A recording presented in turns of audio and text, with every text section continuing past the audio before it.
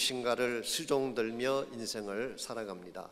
수종든다는 말은 뒷바라지하고 섬긴다 그런 뜻입니다. 영어로 표현하자면 to attend 혹은 to serve 그렇게 번역할 수가 있습니다. 어떤 이는 부모님이나 남편 혹은 아내를 수종들며 살아가기도 하고 어떤 분은 사업이나 자신의 직장을 수종들며 일생을 보내기도 합니다. 우리가 좋아하든지 싫어하든지 우리는 무엇인가를 수종들며 살게 돼 있습니다. 우리 모두에게는 인생을 살면서 필연적으로 감당해야 될 과제가 있기 때문입니다.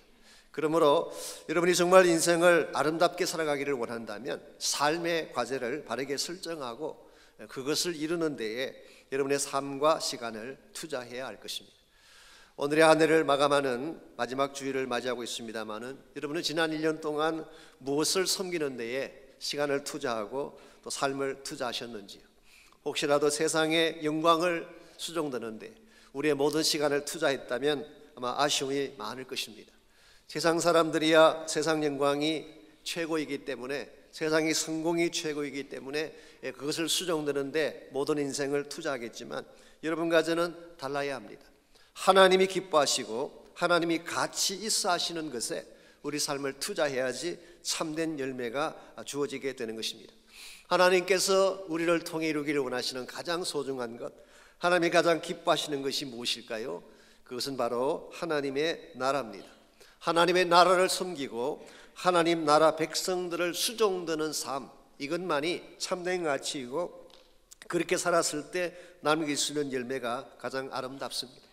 우리 일생을 어떻게 하면 하나님이 기뻐하시는 하나님 나라를 섬기고 또 그 백성들을 섬겨서 하나님의 축복하실 귀한 열매를 맺으며 살아갈 수 있을지 오늘 같이 봉독한 본문을 통해서 이것을 함께 정리해 보려고 합니다. 오늘 같이 읽은 본문에 보시면 열방을 향한 하나님의 비전이 기록되어 있습니다.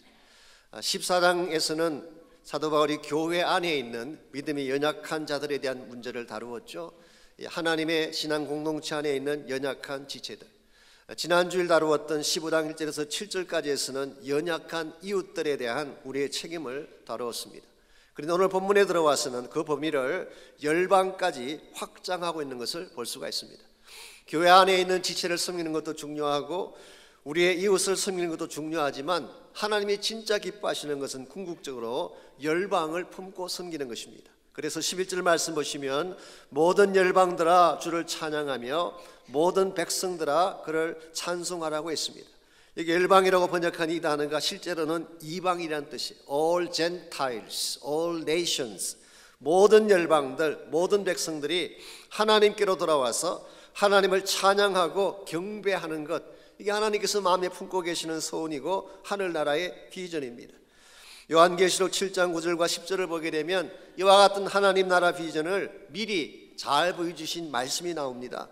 각 나라와 족속과 백성과 방언에서 아무도 능히 설 수 없는 큰 무리가 나와 흰옷을 입고 손에 종려가지를 들고 보좌 앞과 어린 양 앞에 서서 큰 소리로 외쳐 이르되 구원하심이 보좌에 앉으신 우리 하나님과 어린 양에게 있도다. 이게 하나님께서 꿈꾸고 계시는 우리 모두가 천국 갔을 때 볼 수 있는 하나님이 가장 마음에 품고 계시는 환상이요 비전이라고 할 수가 있습니다. 하나님 여러분과 저를 이것 이루라고 이 땅에 보내주셨고 이 사명을 감당할 때에 하나님의 기뻐하시는 열매가 주어지게 되는 것입니다. 하나님께서 마음에 품고 계시는 이 비전, 온 나라 백성 열방 족속들이 다 하나님을 찬양하는 이 꿈을 이루려면 과연 무엇이 필요할까요? 이와 같은 하나님 나라의 비전을 이루려면 누군가 섬기는 자가 있어야 되고 누군가의 희생과 헌신이 따라야 합니다. 과연 이와 같이 하나님 나라를 이루기 위해서 결정적으로 희생하신 분, 이 모든 하나님 나라 비전의 근본 원인자가 누구인가라고 하는 것이 오늘 본문에서 소개하고 싶어하는 핵심 중에 하나입니다. 8절 말씀 보시면 그 내용을 잘 소개하고 있습니다.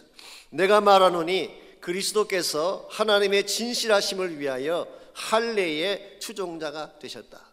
여기서 예수님께서 하나님 나라를 세우기 위해서 하신 역할을 소개하고 있습니다. 그 역할은 한마디로 할례의 추종자가 되신 것. 옛날 성경인 개역 한글에서는 할례의 수종자라고 번역했습니다. 오늘 성경에서는 할례의 추종자, 비슷한 말씀 같긴 하지만 조금 뉘앙스가 다릅니다. 할례의 추종자라고 번역을 하면 할례를 따르는 사람, 그러므로 할례를 받는 유대인들을 지칭한다고 볼 수 있습니다. 예수님께서 이 땅에 물론 유대인으로 오셨죠. 그리고 할례를 실제로 행하신 분이긴 합니다. 근데 과연 오늘 본문이 그것을 말하는 것일까요? 저는 그것보다는 조금 더 깊은 의미가 있지 않는가. 그래서 할례의 추종자라고 번역하는 것보다는 수종자라고 하는 것이 더 합당하다고 생각합니다. 실제로 헬라어 원문을 보게 되면 디아코논 혹은 디아코노스라는 단어가 사용이 됐습니다. 여기서 나온 유명한 영어가 디컨이라는 단어가 여기서 나온, 집사라는 단어가 여기서 나온 것입니다. 이것은 servant라고 번역할 수도 있고 attendant라고 번역할 수도 있고 킹 제임스 버전에서는 minister, 사역자라고 번역했습니다. 즉 할례를 섬기는 사람, 할례를 수종드는 사람, 할례를 사역으로 섬기는 자를 의미하는 것입니다. 예수님께서 이 땅에 오신 목적은 바로 할례를 수종들고 할례를 섬기기 위해 오셨다는 뜻입니다. 무엇을 통해서 예수님이 이 하나님의 언약의 상징인 할례를 실현하셨을까요? 저는 그것이 바로 십자가 사건이라고 생각합니다. 마치 할례라고 하는 것이 피 흘림으로 죄를 잘라내는 것을 의미하는 것처럼 예수님의 십자가는 피 흘리심으로 온 인류의 죄를 잘라주신 사건이기 때문에 예수님께서 하신 가장 중요한 사역의 내용은 바로 이 할례를 섬김으로, 할례를 수종드심으로 누구든지 믿기만 하면 언약의 백성이 되고 누구든지 하나님 나라 백성 되게 하시는 것, 이게 예수님께서 이 땅에 오셔서 하신 가장 소중한 사역의 핵심입니다. 이런 측면에서 생각해 보면 예수님의 전생에는 하나님의 나라를 이 땅에 세우고 하나님 나라 백성들을 수종들기 위해 오셨다고 표현할 수가 있습니다. 만일 우리의 구원자이신 우리의 주님 되신 예수님이 이와 같이 하나님 나라를 수종들고 하나님 나라를 세우는 것을 위해 전생애를 다 드렸다고 한다면 예수를 따르는 여러분과 저의 삶이 어떠해야 될까요? 우리도 당연히 하나님의 나라를 세우고 하나님 백성을 수종드는 데에 사용되어져야 할 것입니다. 여러분들의 인생에 주어진 시간이든 또 삶의 현장이든 재능이든 이것이 하나님의 나라를 세우고 하나님 백성들을 수종드는 데 사용될 때 그것이 가장 가치 있게 쓰임받을 수가 있고 남기는 열매가 아름다워지게 되는 것입니다. 오늘 이 땅을 살아가는 대다수의 사람들은 세상의 영광을 섬기느라고 모든 것을 투자하고 있어요. 세상의 물질적인 성공이나 세상의 영화를 섬겨가다 보니까 때에 따라서는 정말 소중한 가치를 잃어버리는 경우 흔히 볼 수가 있습니다. 최근에 인터넷상에 화제가 되고 있는 글 중에 하나가 스티브 잡스가 남긴 마지막 말이라고 하는 그런 글이 인터넷상에 돌아다니고 있습니다. 얼마 전에 신문을 봤더니 신문 칼럼에도 그것을 인용해서 쓴 글을 제가 보았습니다마는 대충 이런 내용입니다. 다른 사람의 눈에 내 인생은 성공의 상징처럼 보일지 모르나 실제 나의 삶의 기쁨은 없었다. 내가 그토록 자랑스럽게 여겼던 세상의 갈채와 막대한 부는 임박한 죽음 앞에서 그 빛을 잃었고 그 의미를 상실했다. 이런 내용의 글입니다. 귀한 글이고 좀 마음에 와닿는 내용이긴 합니다만은 실제로 스티브 잡스가 이 글을 썼을까요? 제가 혹시나 해서 이 팩트를 체크해 봤습니다. 아니나 다를까 스티브 잡스가 쓴 글이 아니었습니다. 누군가가 만든 좋은 글이었어요. 스티브 잡스가 이렇게 말하지 않았을까라고 추정한 것이지 직접 병상에서 쓴 글로 알려져 있지 않습니다. 오히려 스티브 잡스의 자서전을 집필했던 월터 아이잭슨이라는 분이 있는데요, 이분이 스티브 잡스가 마지막 세상을 떠나기 전에 남겼던 글을 그 자서전에서 소개를 했습니다. 그 마지막 남긴 글은 자기 자녀들에 대한 이야기를 남겼어요. 아시는 대로 너무 바쁘게 살다 보니까 저희가 이 세상 사람들에게 충격적인 일들을 행하다 보니까 자녀들과 관계가 별로 좋지 않았어요. 마지막 임종하기 직전에 자녀들에 대해 어떻게 생각하는가 물었을 때 스티브 잡스가 답변한 것이 있습니다. 자녀의 소중함은 내가 지금까지 이루겠던 어떤 것보다도 10,000 times better than anything I have ever done. 내가 지금까지 행했던 어떤 것보다도 10,000배나 더 귀하고 소중한 것이다. 아마도 그의 마음속에 이 땅에 사는 동안에 참 가치였던 자녀들과의 관계를 바르게 하지 못한 것에 대한 후회, 아마 그 아픔이 그 고백 속에 스려 있지 않나 생각을 했습니다. 여러분들 스티브 잡스에게만 이런 후회가 있을까요? 우리에게는 이런 후회가 없을까요? 좀 더 잘 살았더라면 좋았을 것을, 좀 더 사랑했더라면 좋았을 것을, 좀 더 소중한 것을 위해 내 인생을 드렸더라면 좋았을 것을, 이와 같은 후회의 마음이 우리에게는 없을까요? 여러분, 스티브 잡스에게만 마지막 죽음의 순간이 찾아올까요? 그렇지 않습니다. 여러분이 인정하든 인정하지 아니하시든 언젠가 우리 모두에게도 그날은 오는 것입니다.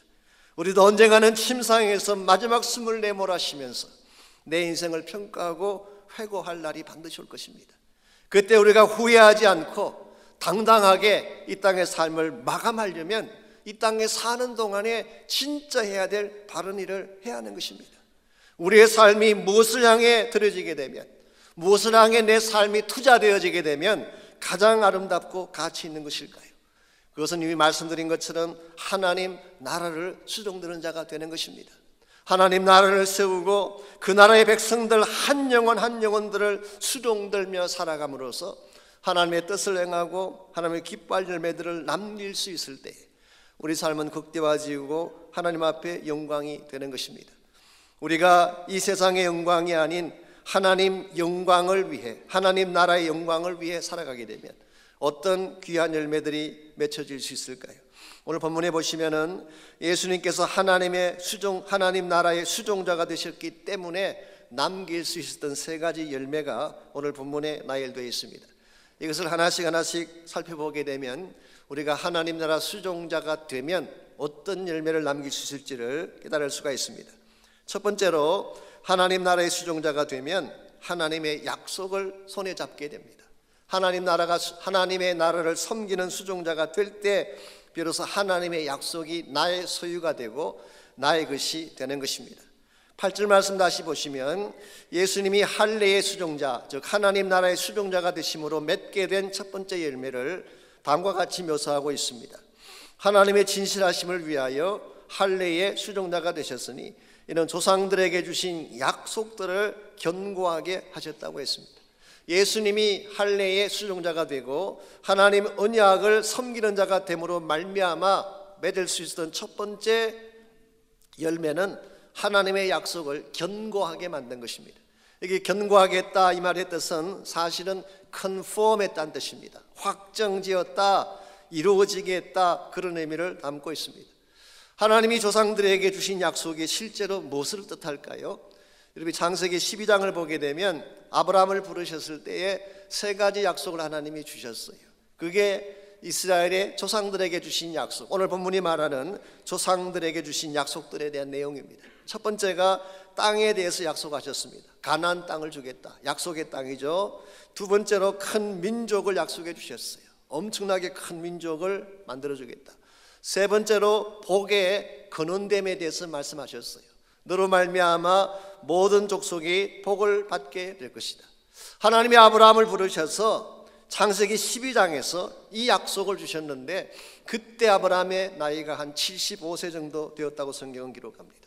근데 75세 때 받은 이 아브라함의 약속이 언제 컨펌 되는지 혹시 아십니까?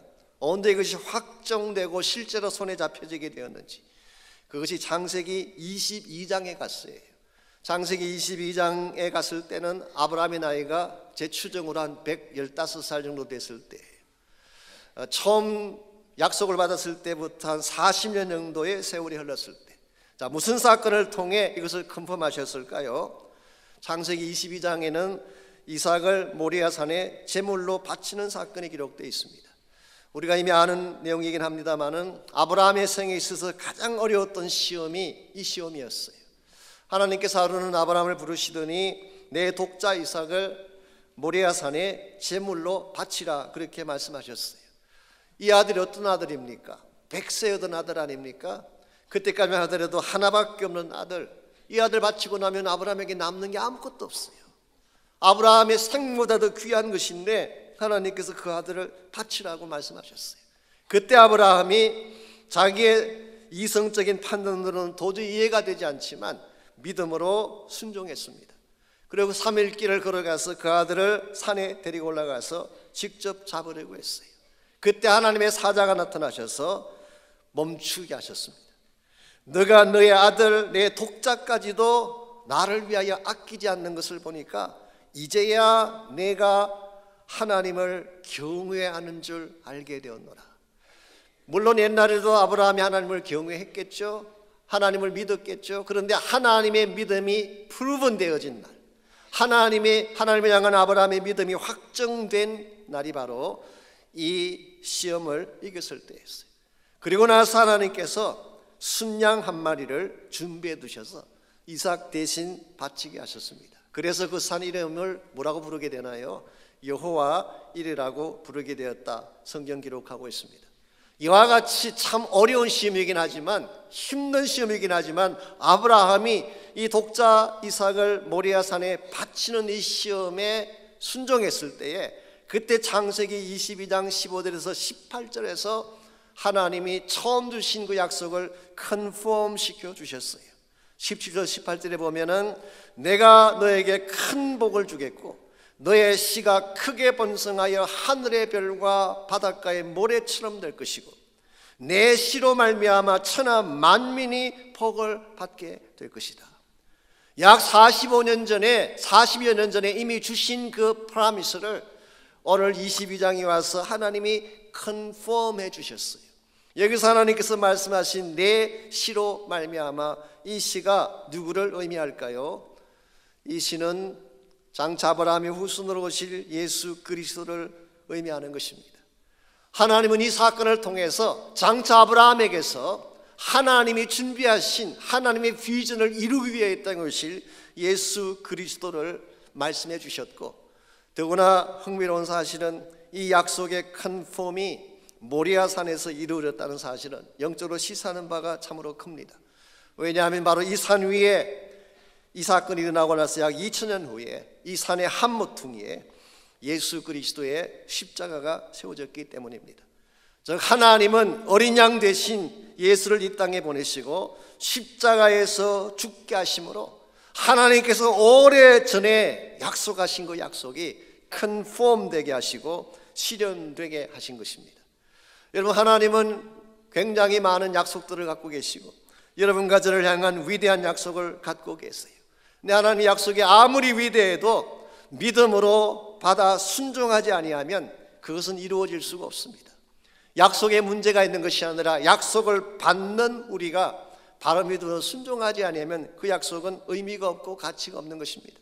오늘 여러분과 저의 마음 가운데에 정말 하나님 말씀을 가슴속에 품고 말씀을 가지고 트라이하고 말씀을 가지고 믿음으로 실행하게 되면 하나님의 위대한 역사들이 일어날 수가 있습니다. 여러분, 성경책은 폼으로 가져다니는 것이 아니에요. 이 말씀 속에 담겨져 있는 이 약속을 나의 소유로 삼고 내 손에 붙잡게 되는 순간 여러분의 인생이 변하고 여러분 자녀들의 삶이 바꿔지게 되는 것입니다. 오늘 하나님이 나라를 세워가려면 우리의 상식으로 안 됩니다. 우리의 세상적인 철학이나 지식으로 되는 것이 아니라 약속의 말씀을 붙잡아야 되는 줄 믿습니다.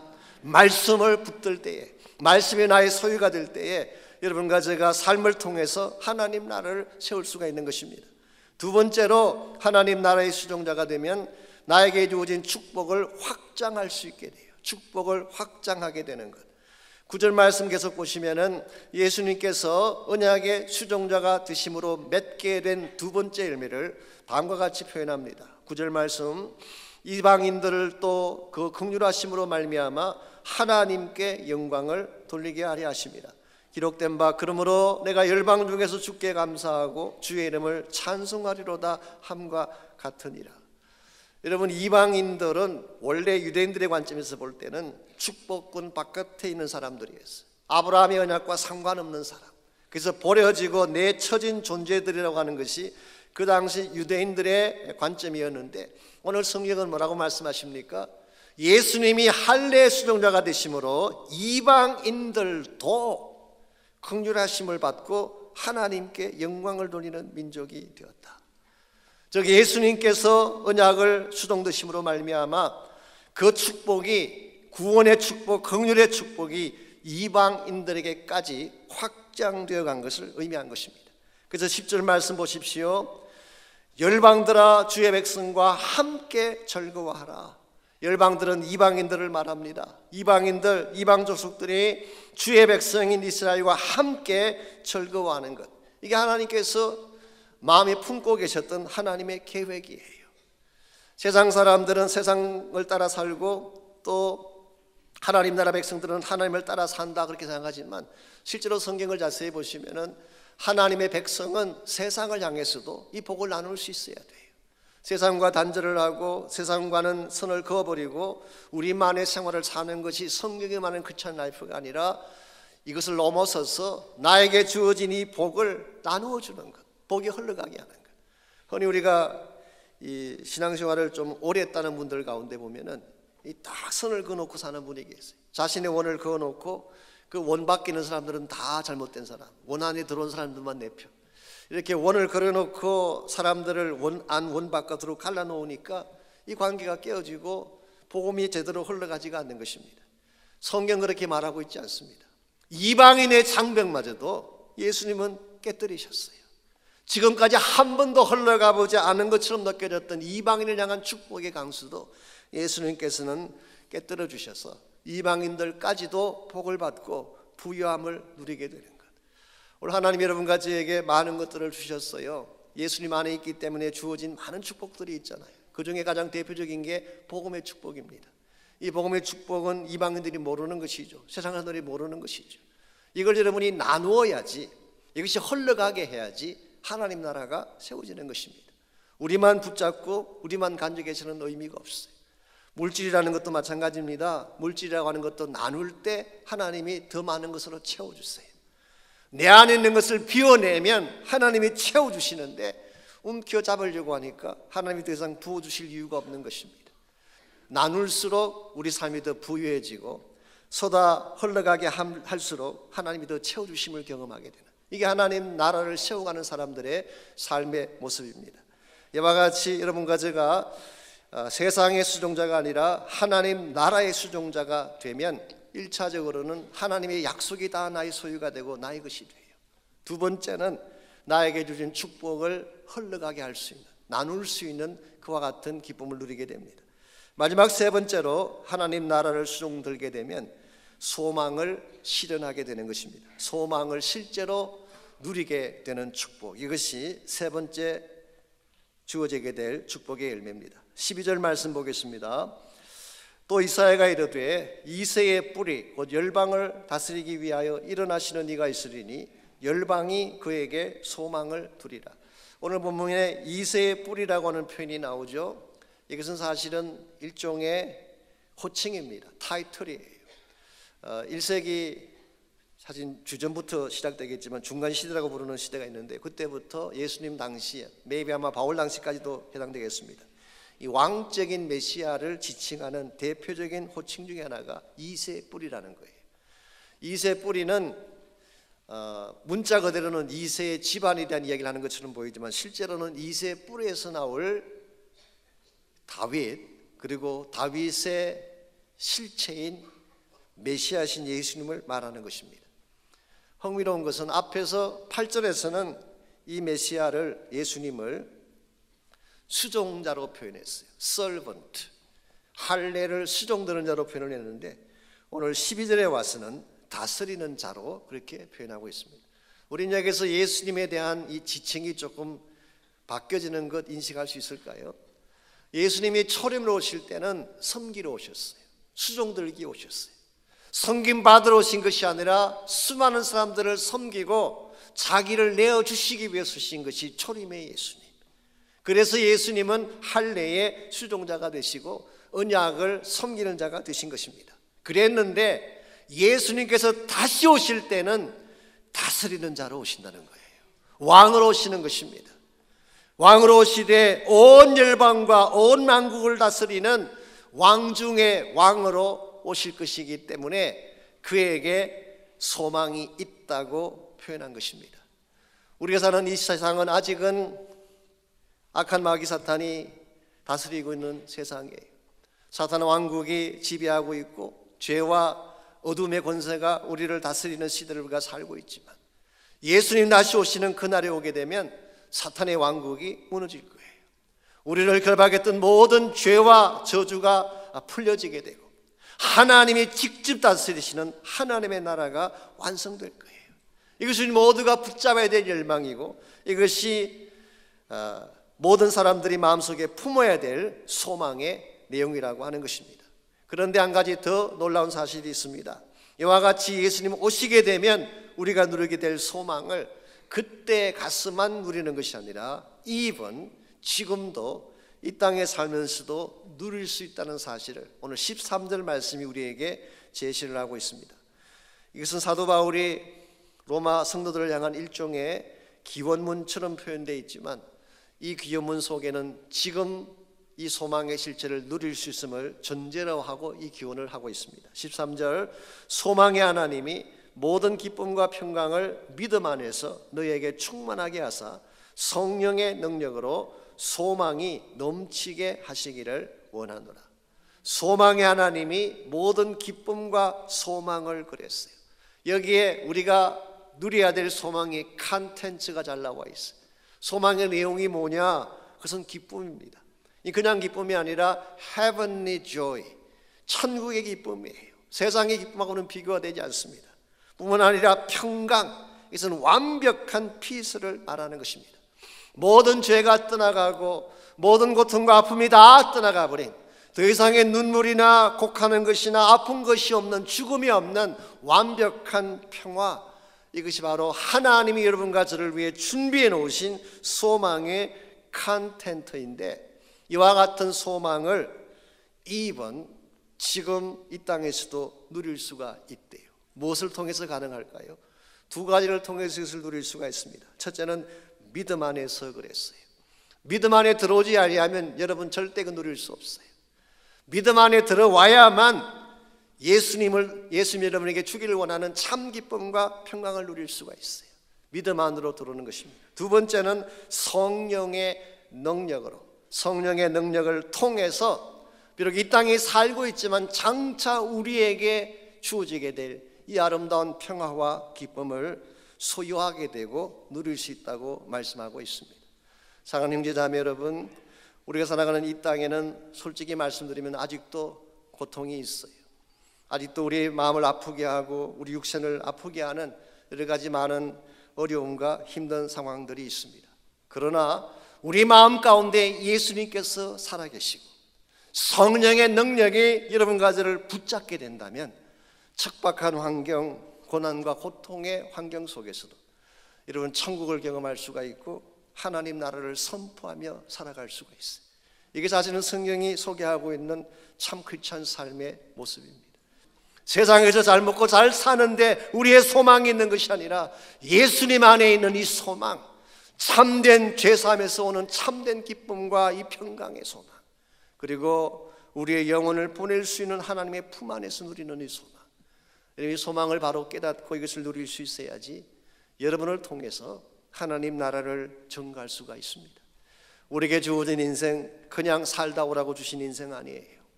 하나님의 나라를 수렁들고 하나님의 나라 백성을 수렁들고 그래서 하나님의 영광된 목적을 이루라고 여러분과 저를 하나님이 이 땅에 보내주셨습니다. 우리도 언젠가는 이 땅을 떠날 것입니다.